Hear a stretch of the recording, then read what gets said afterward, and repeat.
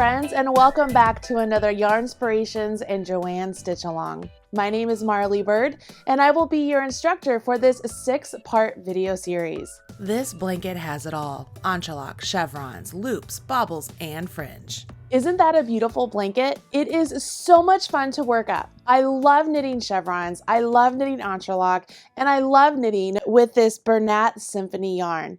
It is an 80% acrylic, 20% wool that works up really quickly with size 10.5 knitting needles.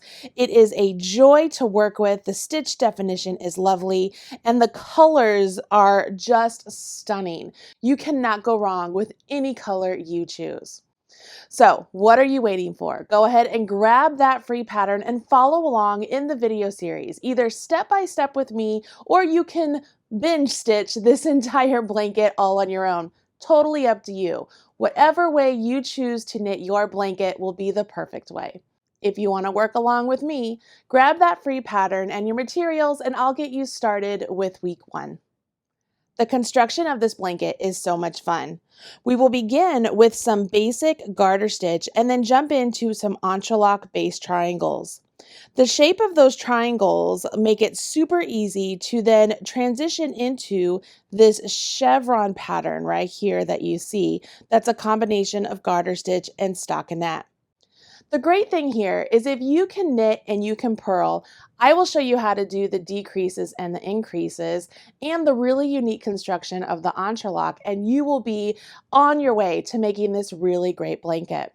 Go ahead and grab one ball of your Bernat Symphony yarn and your size 10.5 knitting needles. I'm also going to recommend that you grab all of your stitch markers that you have handy. I'm going to use a lot of stitch markers in this piece, and I want to make sure you have as many as you need. The pattern does not specify what type of cast on we should use, so I will use a long tail cast on because it's my preferred one. When you use a long tail cast on, you want to make sure that you have a tail that is long enough to accommodate the number of stitches we're going to cast on. We have 144 stitches, so you could take your yarn and wrap your yarn around your needle 144 times. It's at that point that you would place your slip knot in your work, and you should have enough yarn to get through the 144 long tail cast on stitches. Once I wrap my needle, I always give myself a little bit extra just to make sure. It's at that point you want to get your slip knot and place it directly onto your needle. Then position your hand so that you can start the long tail cast on. I have the working yarn around my forefinger and the tail around my thumb. I have my hand in such a way it looks like a slingshot. I'll take my needle, go to the bottom of my thumb, go up my thumb, swivel to the tip of my finger, go down my finger, and I have a little window that's created right there. I'm going to swing my needle through the window. Let the yarn fall off my thumb, and then these two tails down here, I'm just going to give it a pull. Reposition my hand so I'm back in the slingshot and do it all over again. Up the thumb, down the finger, through the window, off the thumb. Up the thumb, down the finger, through the window, off the thumb. Up the thumb, down the finger, through the window, off the thumb. Go ahead and continue to cast on 144 stitches. If you don't want to use the long tail cast on, that's okay. Use your preferred method. I will be using a smaller number of stitches for the video, and the stitch multiple for the start here is 16 stitches, so I have cast on 32. Once you have your 32 stitches cast on, you will knit your first row.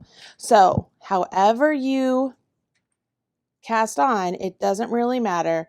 You will go ahead and knit your first row as normal.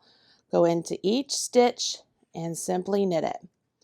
It's also important to note that this is the right side of your blanket.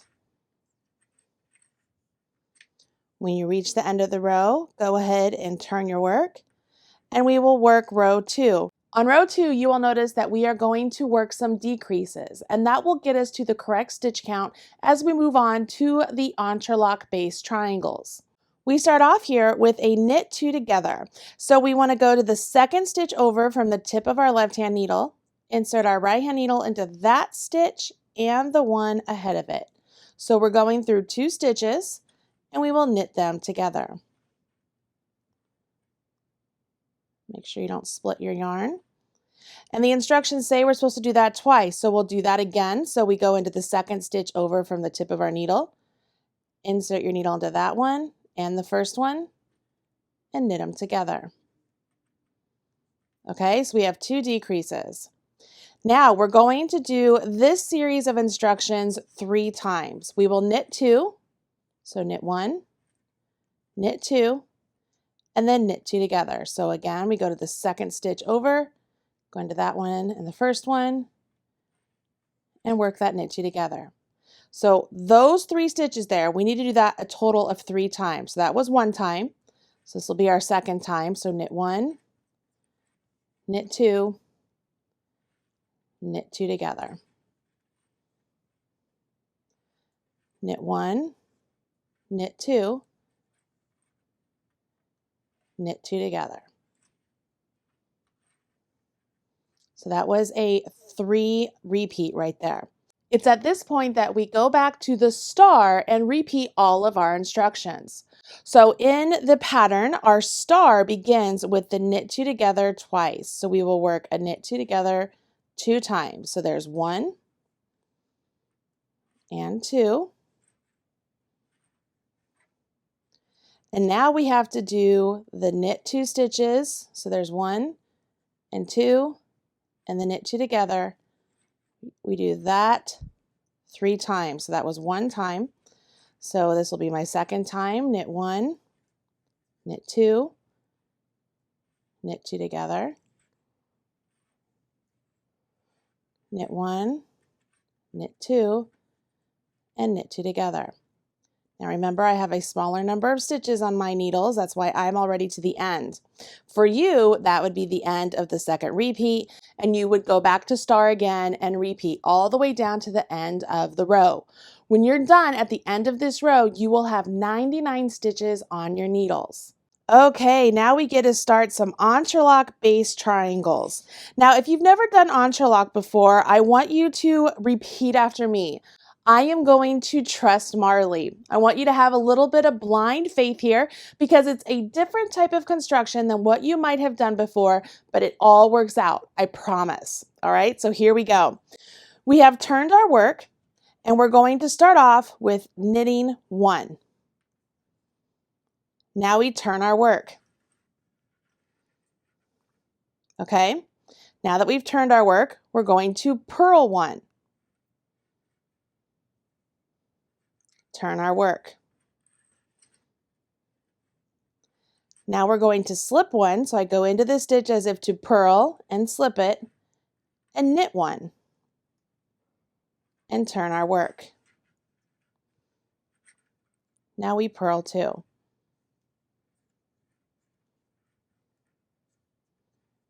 Turn our work.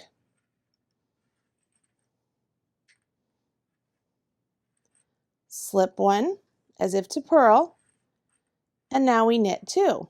So knit 1, knit 2. Turn our work. Purl 3.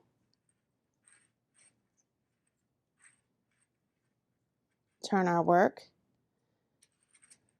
And we continue. Slip 1 as if to purl, knit 3. Notice we're always knitting 1 more stitch than we did the last time we were on the right side. And then when we turn our work, we purl all of the stitches we just worked.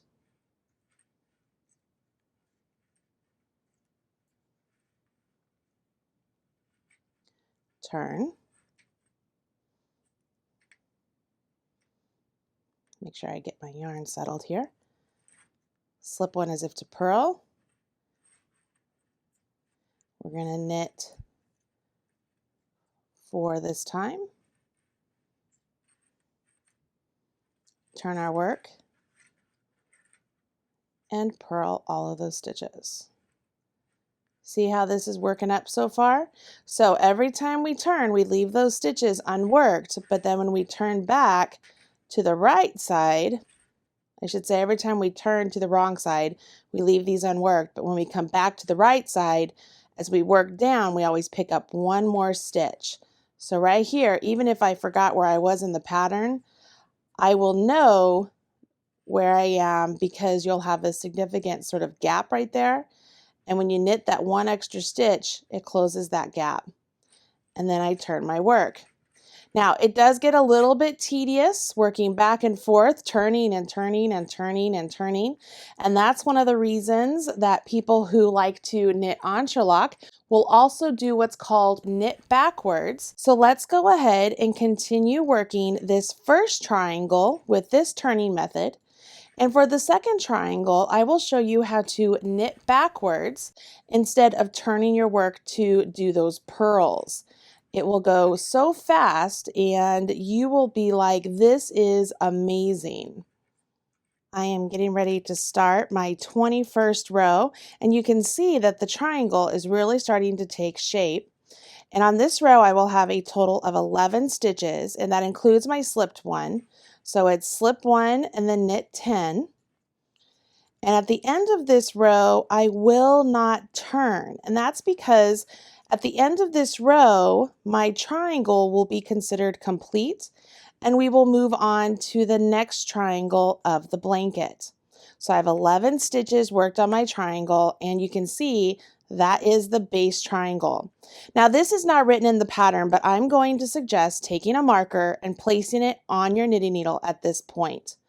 What this marker represents is a do not pass sort of point. All of the stitches that are on this side of the marker are done, okay? So as we are completing the next triangle or the following triangle after that, we don't want to work into these stitches, okay? We're only going to work into these stitches right here. So this marker there acts as sort of a stop sign. So it's at this point we go back to the first row. So we will knit 1. I'm going to turn for this first one just so you can see. So that was a knit 1. Now we purl 1. And now we are on row 3. So I slip 1 and I knit 1. And then this is where I typically would turn, but I'm going to show you how to knit backwards. Are you ready? Instead of turning your work when you're on a row where you should be purling, take your left hand needle and stick it into the back leg of the stitch on your right hand needle. Take your yarn, wrap it over top of the left hand needle, and now we're going to take that yarn over we just wrapped our left hand needle and pull it through the stitch just like a basic knit stitch. So we just take it and pull it through.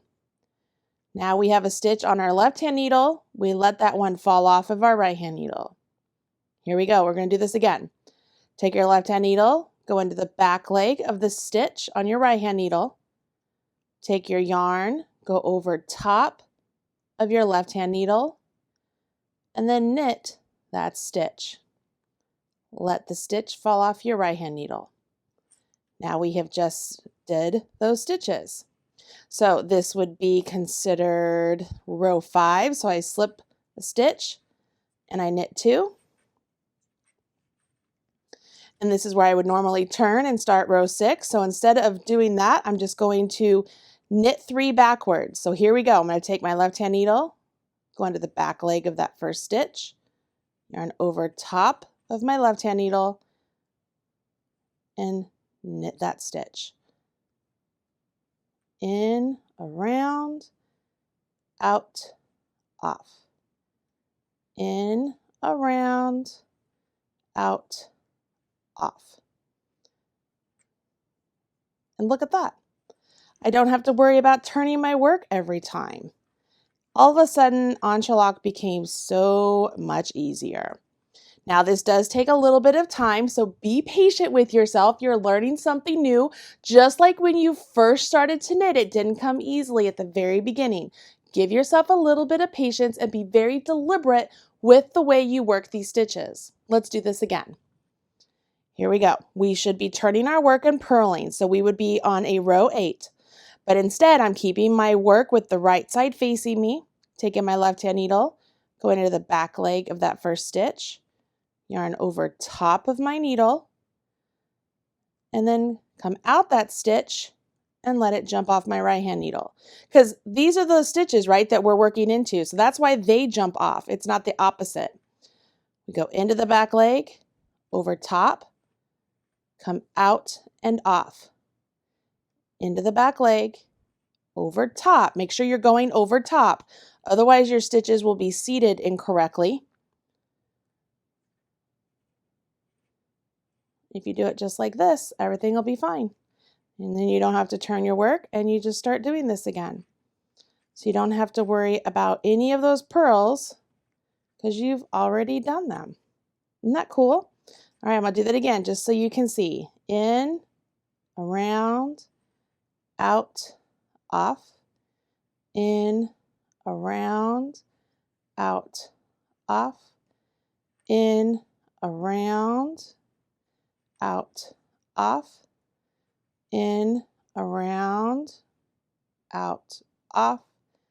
In, around, out, off.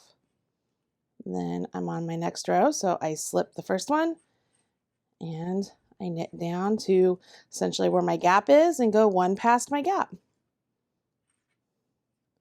Ta-da! Pretty neat, right? Here, let me show you how to do it with your yarn in your opposite hand because I'm sure there are some of you who are wondering. So we're in the back leg. You don't want to come like this. You want to go around like that, okay? So over top, out, off, in, around, out, off, in, around, out, off, in, around, out, off, in, oops, in, around, out, off, in, around, out, off. And then slip and proceed as normal. Pretty snazzy, isn't it? I know those of you out there that are like, oh my goodness, could I use this whenever I purl? You absolutely could. If you become proficient enough with it, you can never turn your work again if you want to figure out how to do like all of the other stitches out there. It's all possible. It's totally up to you. All right, so let's go ahead. And you want to get this next triangle to where it also has 11 stitches on it. And then for you, you will add another marker and then do the following triangle. Because on your blanket, you will have a total of 9 triangles. So I want you to have at least 8 markers. You'll have a marker between each triangle. And again, that marker is just a big stop sign for you to know that you don't want to go past that marker as you're creating these triangles, all right? Because it's very easy to accidentally do that, especially if you've never done Entrelac before. So use those markers to your advantage. And I will tell you, if knitting backwards like this, or if some people call it purling backwards, is not your cup of tea, you're like, man, it takes me longer to do that than just to turn my work. That's fine. You don't have to knit backwards like this. You can turn your work and purl. It's the exact same thing. Totally up to you. Just thought I would show you something different, especially as you're taking the time to do this stitch along with me. Might as well learn something new here, huh? Add to your knitter's toolbox. And I love knitting backwards. I actually wrote a book on Entrelac knitting, and as I was making the samples for that book, I got very proficient at knitting backwards, so it became very easy for me to do. But again, just like anything else, it just takes practice. All right, so as you are working on your triangles, you will have 9 total. And on your last one, which would be just like the one I'm making right here, just make sure you go all the way to the very end. So it might look like I'm at the end, but I'm not. I still have one more, so I have to go through this.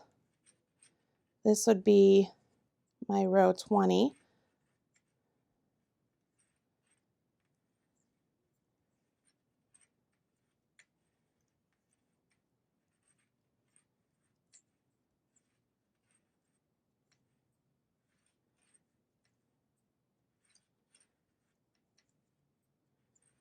And I'm ready for row 21.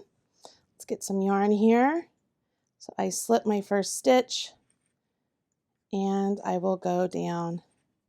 And at this part on this row, I will not turn. Okay, so this would give me my 11 stitches on my triangle. If this were my blanket, I would take another marker and add it right here and then start the next triangle in my path. But for me, because I'm only working with a small number of stitches here, I want to show you that this is what it's going to look like. It's going to look really goofy.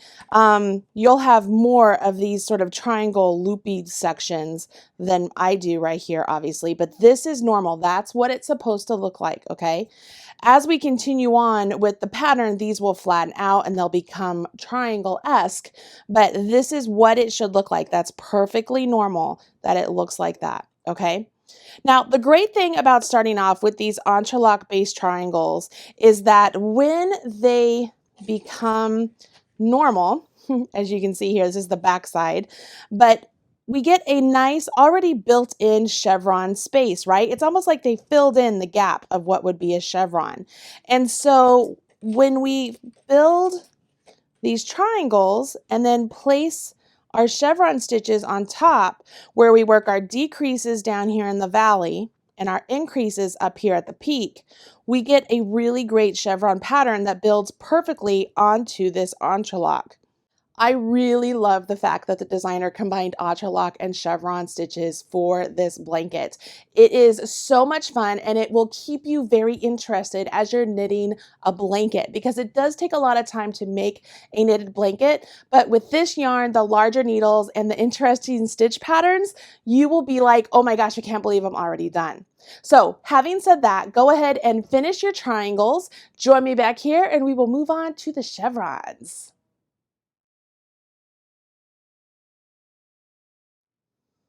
Feels really good having those base triangles completed, doesn't it?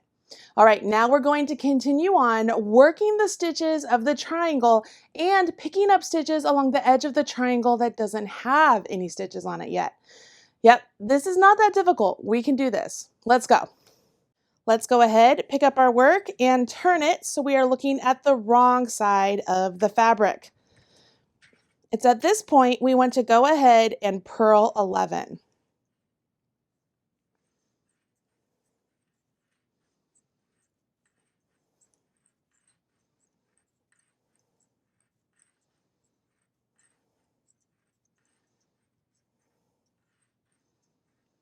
Now, it looks a little goofy because you're like, oh, I purled 11, but now I have this big gap here. What do I do? Well, conveniently, every time you slip a stitch, you get sort of an elongated stitch here. And that will help us in our mission to pick up 11 stitches from this point here to this point down here. So what I want to do is we're going to pick up and purl. So I usually will take my left-hand needle and starting here at the very start up here, we're going to take our left-hand needle and stick it underneath that slipped stitch that you have. You see that? I'm going to stick it through both legs of the slipped stitch. Now I take my right-hand needle, go into that stitch, and purl it. Okay? Take your left-hand needle, go to the next one down, and notice I'm coming from this side. I'm coming from the wrong side of the fabric. I'm going in and I'm grabbing it. I have both legs on my needle. Now, I take my right hand needle, put it through that, and purl it.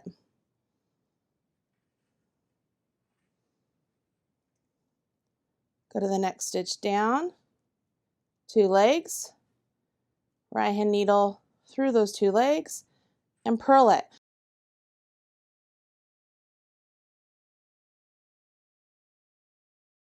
So we're going in, we are picking up a stitch, and then we are purling it. So this will make it so that we get stockinette stitch fabric on the right side, and we get this nice lovely stitch that we need for the blanket on our needles. And you want to pick up and purl a total of 11 stitches.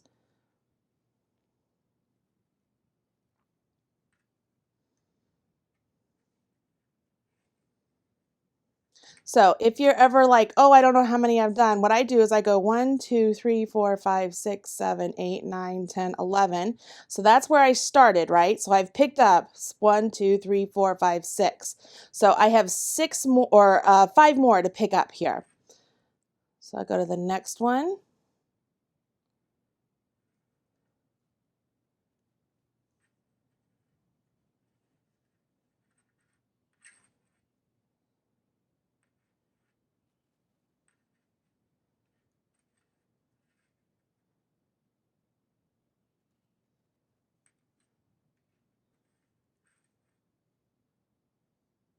Now you'll notice this is my 10th stitch, but I have run out of slip stitches here. So what I do is down here, this was my one of my rows. So I come here and I turn my work here and I find the V right there at the edge, and I stick my needle through sort of the V right there, and I will create a stitch right there.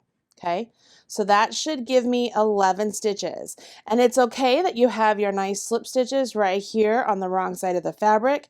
If I were to take a peek at the right side, it looks nice and clean. It's perfectly picked up. And again, you can count if you want, 2, 4, 6, 8, 10, 11. So there's 2, 4, 6, 8, 10, 11. So I have 22 stitches. I'm going to keep my marker in place. I'm just going to move my marker over, okay? And now I continue on with the pattern, and it says to purl 11 stitches. So I have 11 stitches on my next triangle. So I go ahead and purl those 11 stitches. And then I'm going to pick up and purl 11 stitches along the other edge of this triangle. You see how this works? And you do this for each triangle. And once you have done this, you will have a total of 198 stitches. All right, so here we go. Let's do this again. I'm going to move my yarn. I always pick up here in the first one. Even though I just knit into it, I still pick up right there where I have that slipped stitch. So I take my needle coming from this side, I go into it with my left hand needle. This first one's the trickiest, right? Because it's right there at the start. But then I go into that stitch I just picked up, purl it, and off. Okay, then I come down here, find the next one, stick my left hand needle in it, go down, and pick up.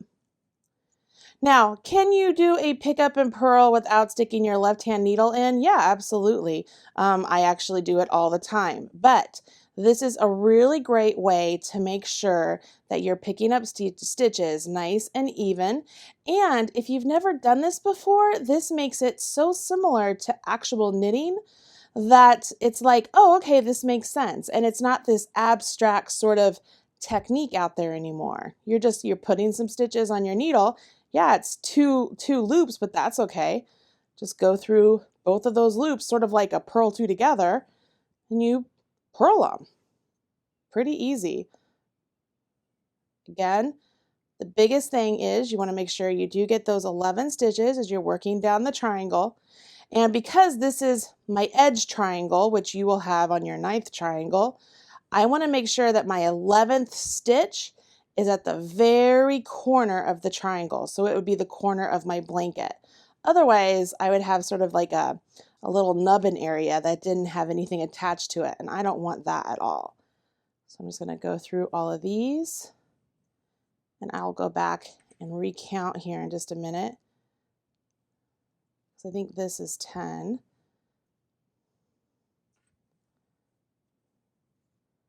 I'm going to do one more. This is the part where I was like, come here, all the way down here to the edge. Make sure you get all the way to the edge and create a stitch all the way down to the edge.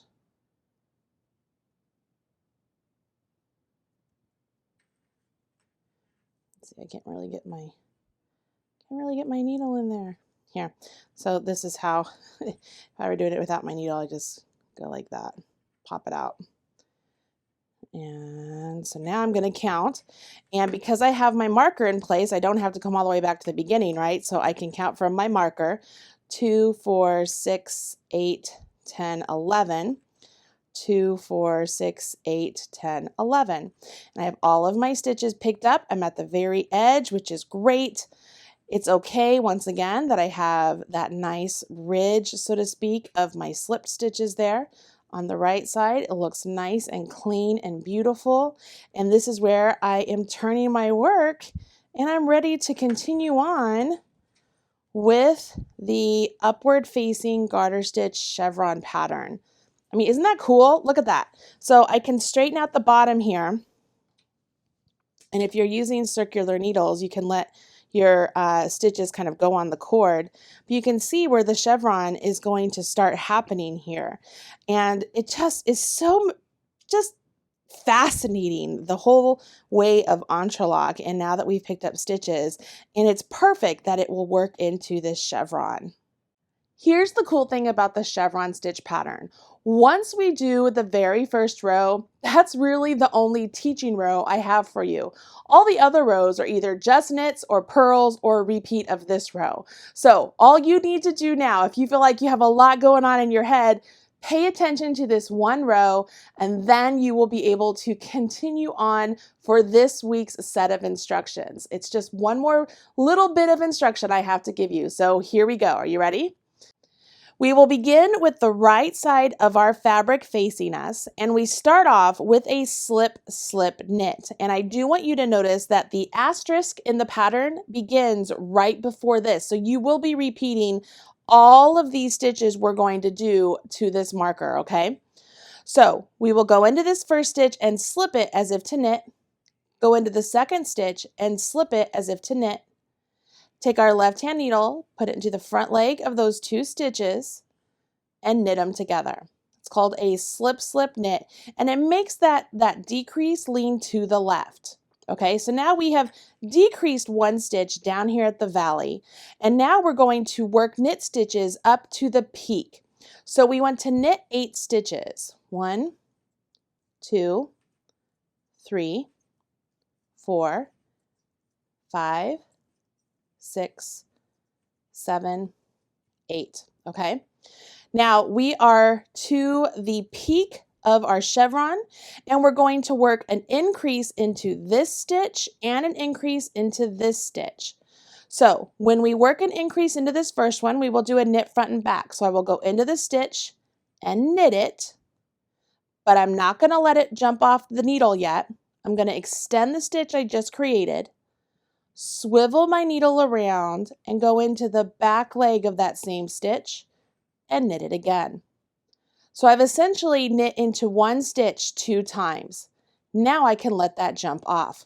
So if I worked a decrease down here and an increase up here, we're back to our normal stitch count.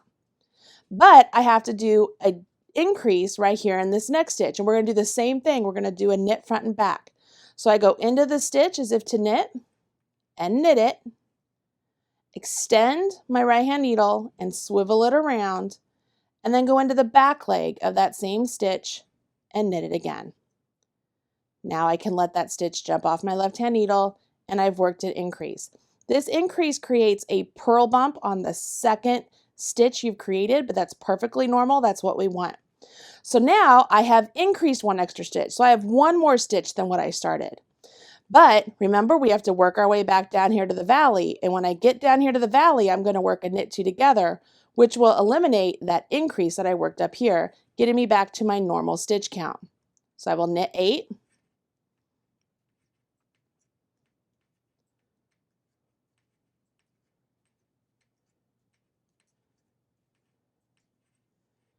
And now I have to knit 2 together. So I will knit these 2 stitches together. And that completes my 12 stitch repeat for my chevron. And I will repeat that again. So I'm to my marker. I simply slip my marker over, and I go back to star, which starts off with my SSK, and I continue. So let's do this again. So it's so easy, you guys. Once you get going with this and with these markers, it makes it like foolproof. So we slip as if to knit, slip as if to knit, and then knit those 2 stitches together. So that's our decrease. Now we knit 8. 1, 2, 3, 4, 5, 6, 7, 8. So we're to our peak. So we're going to do a knit front and back into this stitch. So I go into it and knit the front leg, extend, swivel around, go into the back leg, and knit into the back leg, and then off. So there's 1. I do that again to this stitch. There's 2. Now I will knit 8 down to my valley.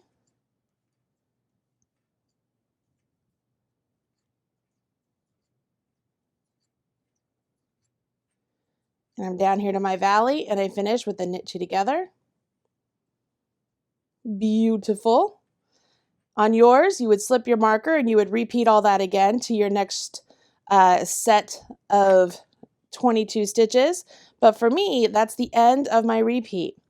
Row 2 is a simple knit row because this chevron pattern is a combination of garter stitch and stockinette. And we begin with the garter stitch. So we will simply knit all of these stitches.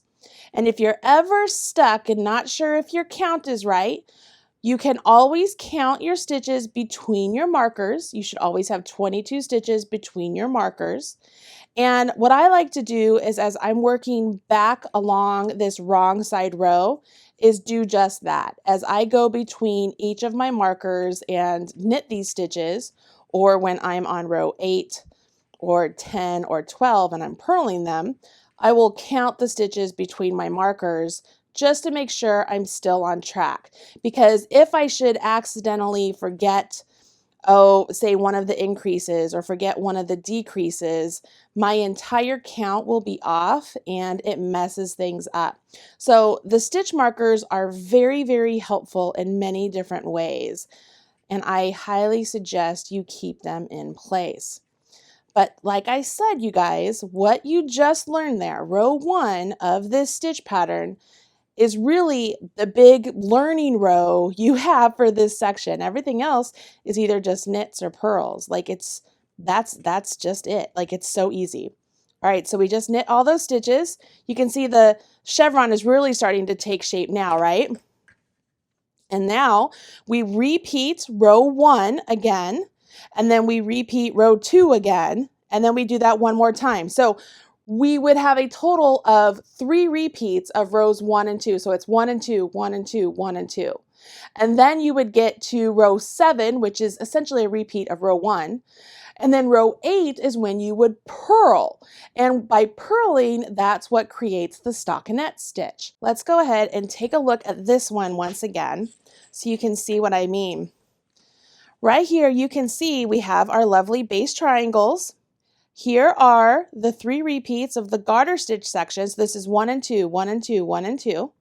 And then right here, this is 7 and 8 right here. Okay, so it's 7 and 8, 7 and 8, 7 and 8. And you would repeat those. Okay, so that gets you up to row 12. And then you repeat this entire section here, all 12 rows, 2 more times. And then you would repeat rows 1 through 6 one more time. But can you see how you get some garter stitch and you get some stockinette? And the only difference between this one and this one are the wrong side rows. On the garter stitch ones, you knit them. On the stockinette stitch ones, you purl them. Every time you're on the right side though, that's when you're gonna do that chevron stitch where we decrease here, increase here, decrease here, increase here, decrease here. And so that's actually the row I'm on here. So this would be as if I just finished a row 6 and I'm beginning to do row 7. And I wanna show you how row 7 is just like row 2, nothing different here. So I'm gonna pick up my work, get my yarn situated because I have yarn everywhere now. And we're going to do row 7, which is identical to row 2, no different. We start off with our slip, slip, knit. So we slip as if to knit, slip as if to knit, and then knit those 2 stitches together. Knit 8.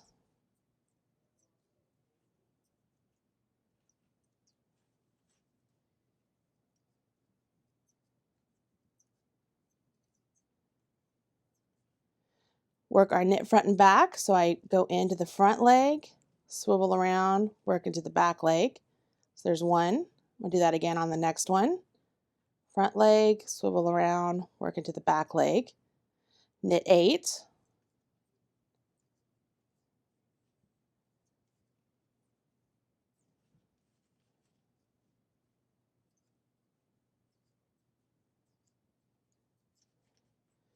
And then this would be my knit 2 together. So these 2 stitches here, I would knit them together. And this is where I would have my marker. So I'm going to go ahead and add a marker there. And I'm ready to start again. So I slip as if to knit, slip as if to knit, knit them together, knit 8,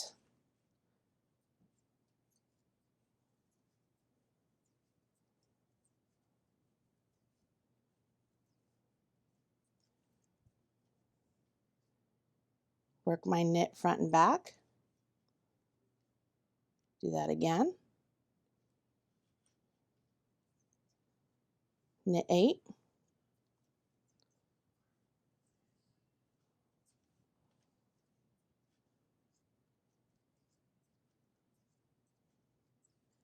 and then work my knit 2 together. Ta-da!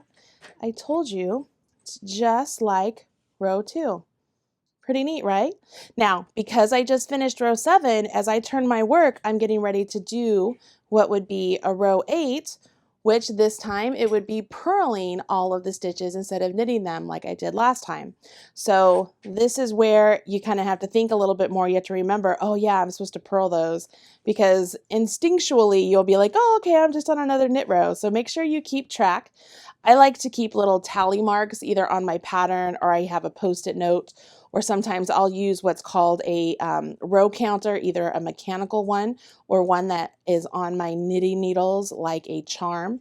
But whatever you need to use to keep track of what row you're on, that's perfectly good. You can do that, no problem. But this is it, guys. It's really that easy. And as you're purling back between your markers, you can take the time to make sure you have those 22 stitches between your markers so that you can make sure that you're not messing up any of the stitches along the way of your blanket.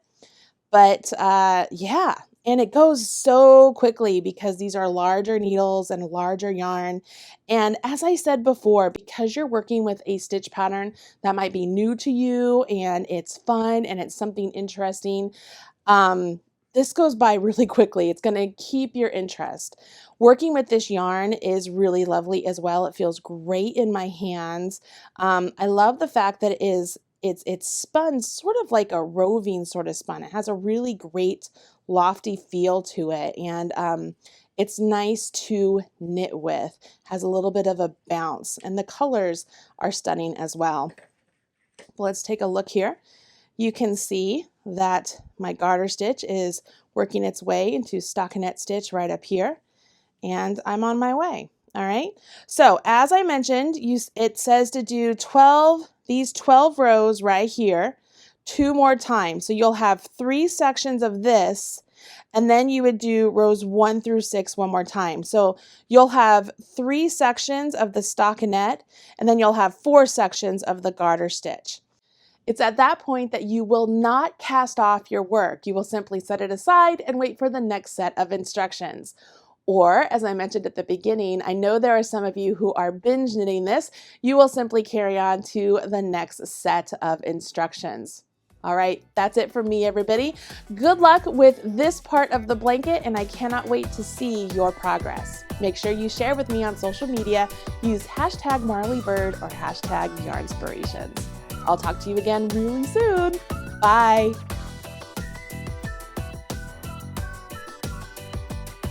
Thanks so much for joining me on the Marley Bird YouTube channel. If you liked what you saw, don't forget to hit subscribe.